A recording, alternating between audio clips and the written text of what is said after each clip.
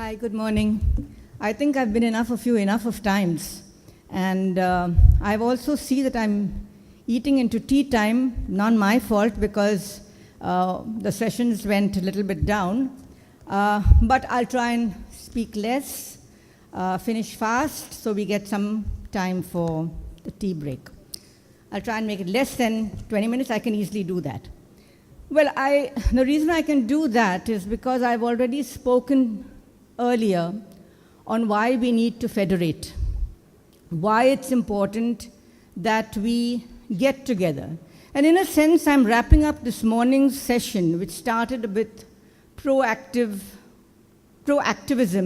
in animal work, and then went on to Varda, who spoke about how to do it, what are the techniques, how you got to sit alone sometimes, but how it's important to go through everything to get people together. And then you had Nandita, who talked about the way in which you can push for veganism and for less hurting of the animals. So what is left for me to talk about? Well, collectively, we know that when we are in a group and collectively together, animal welfare persons, we bring talents together, we work simultaneously in different areas, we can carry out multiple tasks simultaneously, from data collection to monitoring to rescue to negotiating with government to fighting in a court and so on. So federating works very well, and FIAPO has, because of its origins and why it was formed, we've been doing that, as I think Varda shared, in several places, some with more success, some with less success, and the problems are always there. But the idea remains constant. I will rapidly run through a few strategies which can be used to network with other NGOs, animal welfare organizations in your region. In Goa, long before FIAPO came into being, as an animal, running an animal shelter, PFA, which I still do, I got this idea that, well, we have several groups in Goa, and we know each other, but we don't know much about each other. So I suggested that we have meetings once every 2 months in a different animal shelter. Why? No big agenda. Simply, let's visit each other, let's find out what we do, and let's sit and have tea together. That's all it was. But it paid off in the long run, because many years later, when pushing for Goa government to give grants for animal welfare and so on, when the chief minister, who I was working with in a sense to get these grants, presently our defense minister, when he said, all right, I'll make a provision for animal welfare, there was a meeting and he said, well, I need a committee to examine what are the various subjects under which you need animal welfare. And he looked at a whole range of government officials on one side, and there were the animal welfare groups on the other side. We were sitting at a table. And of course, you know, government officials will never volunteer. They have to have work thrust on them. So before anybody could volunteer, I said, well, I'll coordinate the committee. So he said, well, all right, if you'll coordinate the committee, fine. And the point I'm making is that I was able to do it very quickly because we had met each other, we knew problems, we had talked with each other, and we were able to give him a budget proposal. And eventually the following year, he put in a 2 crore budget for animal welfare. So it's just that the groundwork had been done. One strategy, visit each other, talk to each other in the area. I gave you the example of Varanasi, where there was, started out with first aid, and then moved on to get an animal shelter going, negotiating with the municipalities and so on. Jaipur, where we picked up a common issue, chicken slaughter, and tried to use the human safety laws, food safety laws. Why not take pollution? Pollution is an angle where you can check whether there is any stream, water, etc. being polluted, air pollution, smell, things like this could work as a common issue. I was talking to Darshana this morning in Pune, where she told me that there was a workshop which FIAPO had organized to bring the animal activists together. And she mentioned in the first session of how difficult it was when they started, and that they were given a cattle, a shed or something like that to start with, and they accepted. But what she said, which was important and which I want to share with you, she said, well, after Pune FAPO, P FAPO was born or was founded, then a letter went from her as the chair of P FAPO to, not chair, I don't know what word you use, but as a coordinator of P FAPO to the municipal authorities, and that brought far quicker results than all the numerous letters that had been done earlier, which meant that there was strength now, several groups, here was a collective, and this could bring results. So that's the power of grouping ourselves together and becoming a kind of a group, a federation, or whatever you want to call it. Living Free is a big example of a large-scale federation, because Living Free happened in many, many cities, and it was because one could tap into the existing animal protection organizations there who joined at various levels, who helped at various levels, who did small things, big things, and helped to push the movement forward. Circus Animal Rescue, another very good example of how a federation works. This is pan-India. You are having an idea to rescue animals from circuses, to free animals from circuses, and you need a whole lot of activities. You need animal protection organizations who will participate in the pre-rescue operations, which means they will do the investigations, covert or overt. They will do the monitoring comes last. They will do the investigations, they will do the data collection, they will tell you when a circus comes to town. There are those who want to participate in the actual rescue, they will come forward. You need government institutions like AWBI and CZA to do their bit of giving you the inspection reports and giving the notices and so on. You need to find shelters for the rescued animals, you have to coordinate with that. You need to attend to court proceedings, because circus owners are not going to take things lying down. They will immediately jump to the court and file a petition, and judges are not necessarily pro-animal, and they will say this is business, Article 19, the fundamental right to do business vis-a-vis your directive principles which are not enforceable. You heard Anand Grover yesterday. So you need all these kind of things, and it can only happen with a federation. Another example, when you have, right now it's still on, the concept of declaring certain animals as vermin, then a federation also comes into play, because FIAPO, for example, got signatures from over 100 NGOs, Indian and abroad, protesting this declaration of animals as vermin. But vermin concept is in the law right now, and we still have no changes. I think we went to the Supreme Court, which I think was a mistake at the earlier stage, because a lot of groundwork needed to have been done. The Supreme Court did not, I would say the Supreme Court rebuffed in a sense, but did not reject, because it said, don't come to the Supreme Court straight away, go to the higher courts first and sort it out. But I think there's much more groundwork which needs to be done. One has to have team strategy. For instance, we need to know which animals are being declared in which states and why, and see what's happening. You know that in Goa, the first one, among the first, peacock was declared as vermin, till they suddenly said, oh God, peacock is a national bird. You know, so there was so much of an outrage and protest that peacock was quickly withdrawn, but we still have wild boar on the list, and we have monkeys on the list. Not yet done, they were waiting for bricks to finish. Now there could be trouble coming around. So we need to know what is happening in different places, which animals, which are being declared, what strategy to follow. We need to have data when we want to move a court, how many animals are there, because government also gets smarter. They figure out that, oh, we need to have a survey done. So they make up some survey, and then you have government survey there. What have we got on our side? For that, you have to be part of some kind of a big network where you can share data across.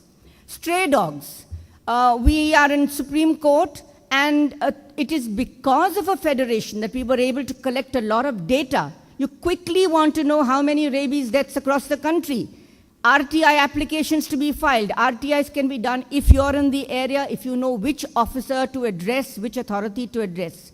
We, that is FIAPO, collected the data. We helped with a module which was presented to the Supreme Court in the form of an AWBI module. But it has a lot of data, and you need this kind of data. How many shelters? How much money? Who's putting in money? Is government putting in or not? Because Supreme Court asked these questions. And when they ask these questions, then you have to provide answers very quickly. And we have to get our act together if we want to work on matters which are at a very fundamental level. You want to change the judges' minds on the concept of animal as person. You got to bring data. It's not enough to plead. Lawyers can do only so much.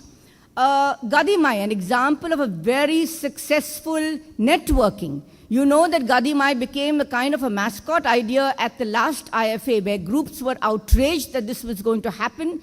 It happened soon after, and we were able to get a lot of people to have protests. In Delhi, they took place. Then we moved the Supreme Court. Animal activists moved the Supreme Court. Supreme Court said it is a country across India's borders. We cannot issue directives, but issued orders to monitor the borders. Blue Cross of India sent enormous number of its staff across to Nepal. They went into monitoring, checking the borders, cutting off porous holes and so on, ensuring that it got much less. Supreme Court directed monitoring thereafter also to see that Indian cattle are not crossing, and eventually resulted in Nepal itself saying, we will not hold such a festival again, because this is the kind of cruelty, but it was mass propaganda, mass coming together of animal activists. This is part one of my talk this morning. I wanted to give you different strategies on how one can decide to network in your area, to bring groups together, to talk to each other, and why it is important. Part two, we had two keynote speakers at this session. Both of them were not from the animal activist world. They are not known as animal activists. Dr. Vandana Shiva and senior advocate Anand Grover. But both contributed immensely to our understanding of animal welfare issues. Would you agree with me? They contributed with their perspective, not colored or clouded by ours. I don't use these words in a derogatory fashion. When you're in the field, you see things in a particular way. They were not in the field. They're coming from different perspectives, and they have contributed to our understanding of the problems that we face, the solutions that can be engineered. Now, bringing independent perspectives was not all that they did. They were both intensely committed to animal welfare. They said it in their talks, they did it in their actions thereafter, because you will not believe me, or you might believe me, both of them volunteered to associate with the animal welfare movement in my talks with them after that, when I was speaking a little bit later. And it's not just a vague statement I'm making. Vandana Shiva, for example, she said, let's come out with a publication. She even gave me the name of it. She said, Farm Animals and Their Role in Maintaining the Indian Economy and Sustainability. She said, let's do a joint book, a publication, where we can bring out what is the importance of farm animals, because she was struck with this idea of the male calves being eliminated. And she said, I will do the text on the importance or the role, at least I can do quite a bit of it. And we can have a last chapter, we can have a chapter which says what should be done and what should be not be done if you are having a dairy, if there is a dairy farm in whatever place. Now, we are halfway on animals. I know Nandita's talk has been about eliminating the use of animals altogether, but we got to take steps. And if there are dairies, we have been struggling with trying to get a regulatory framework for dairies for so long that if you are keeping them, how do you keep them? Now, here is an offer which is coming from somebody who is an icon in the environmental world, who has got a mass following within India and abroad. And if we can team up, then you can see that our message can go that far and so very far. She made me another offer. She said, Norma, look, if you know of places where the male calves are being eliminated, can you see whether you can get a pool of male calves that, I don't want because they are hard to feed. I will find the farmers who will take them in. I will find farmers in drought areas, in areas where they are not there, where they can be taken in. Now, this requires some kind of coordinated effort. We cannot say to her, there are 2 cattle in one place and 4 cattle. We got to organize. If we want to save the male calves, we got to find a place for them in another farm. So this is one idea. Anand, of course, will handle court cases. He does that all the time. But he gave me one more good idea. He said, look, I just thought of it. Why not get a UN rapporteur on animal welfare? Let's lobby to get a UN rapporteur. I told him, Anand, I don't know how to do it. And he said, I'll help you. He's been the UN rapporteur on health. Health was never an issue. But because health became a big issue in India from HIV and went on to the prices of drugs being reduced, which he was working with, he said, I know the ropes. Let's work together. Let's get a UN rapporteur on to report on the animal welfare issues. So here you have having contributions coming from different places. Why? Because we went out. We stretched out. And that's the second part of what I want to say. That I think that animal groups need to start building links, not only with each other, but let us tap into other movements that are happening elsewhere. For example, lawyers. It helps if you're asking pro bono. If you're asking a lawyer pro bono, it always helps if the clientele is wider. If you're willing to pay for the lawyer, of course you can afford the lawyer, you pay, the lawyer will argue for you. But if you want a lawyer to do pro bono, it really works if the lawyer knows that they are representing 10 groups instead of 1 group. Another thing is, for example, environment NGOs. Why aren't we moving towards them? No doubt they won't agree with us on everything. Consumer groups, why not move towards them? Why not try to sell our thoughts and ideas and team up with other groups? They won't agree with us on everything, I know. But let's forge partnerships or let's forge some kind of cooperation with these groups who already have a following. We don't know, they may get convinced on many other issues. But when we put out an idea, which we want to put out, let us say a poster or a big billboard or whatever we want to do. We are addressing the public at large. We're willing to do that. But we should be willing also to talk to groups who have their own sort of following, because then we are taking our movement further. And the last thing that I want to say to you is that many of you I know were moved by the films that we screened. You saw When the Elephant Sleeps. I actually thought When Elephant Weeps was a better title, but anyway. Because it was really sad and it was heart-wrenching. You've seen pictures of cattle and farms and so on. And many have been moved by them. But I think being moved and weeping or saying, I can't look at this, is not enough. And so I'm making an offer to you, which is, those of you who would like to help with the elephant campaign that is ongoing. It's partly in the Supreme Court, partly with CZA, partly with the circuses and so on. We would like you to contact CUPA. You can contact FIAPO. We could put you in touch with CUPA, because what we need in the Supreme Court is also instances of elephants being used in other parts of the country. CUPA can only work in a certain area. There are limitations. I know that in Goa, we had one gentleman, an old gentleman of 70 years, and he has been finding where elephants are used in the tourist trade, and 2 farms where, tourists want to have pictures taken with the tilak and the flowers and so on.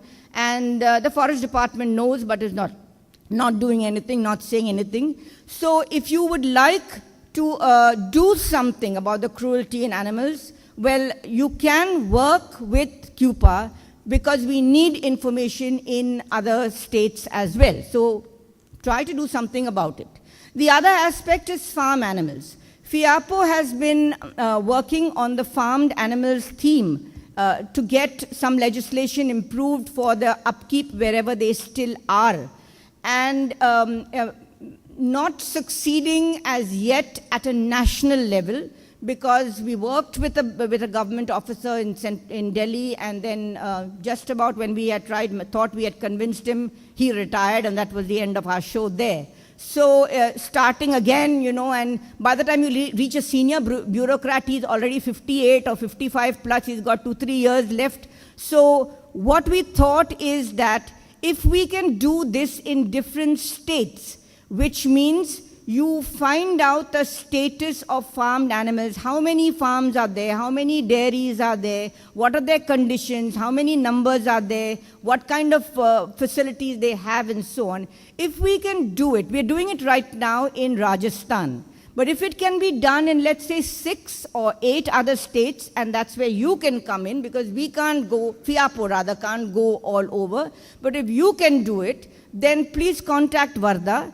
We will give you the information required, the training required, and I think she said the finance required. I don't know, Varda? Anyway, we'll find the finance if that's what is needed, because you need some kind of money. And with that, we can get, it would be wonderful to go to the central government and say, in 8 states, here is the outcome of our investigations, and that is why we need change. Because when you go to government about the cow, they say, oh, there's already the sacred cow, there's so much being done, what more do you want done for the cow? That's what they turn around and tell you. So therefore, these are ways in which you can help to take the animal welfare movement forward. Thank you very much, and go for tea.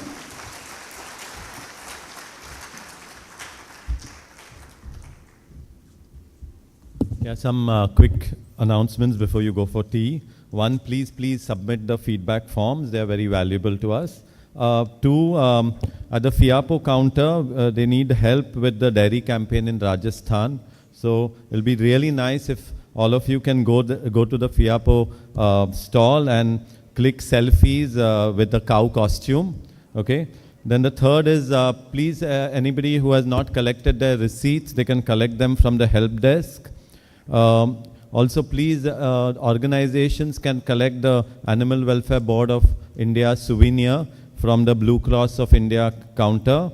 And last is the Kerala meeting is going to be held at 12:15 at the Royal Room, that is outside here on the left. So whoever is interested can please attend that. Just to quickly take you through the to the rest of the day, we are running late, so please grab your trees and go directly to your workshops. They'll start at 12:10, 10 minutes late. The 3 sets of workshops right now, which are going to be held. One is the first set at 12:10 is going to be entertainment, wild animals and animals in captivity in Forum 1, which is Prashant from FIAPO and Dr. Manilal from PETA is going to take. The second one is improving your adoption program in this hall by Giles Weber, Dogs Trust, and Tarunesh Balsara from the World for All. And the third one is managing an organization in Forum 2, which is Sanjay Patra is going to take from Financial Management Services Foundation. Then there'll be a second set of workshops after lunch, and at 3:15 we need to assemble back here for Mr. Bittu Segal's lecture, and then there'll be the closing ceremony. Yeah, thank you.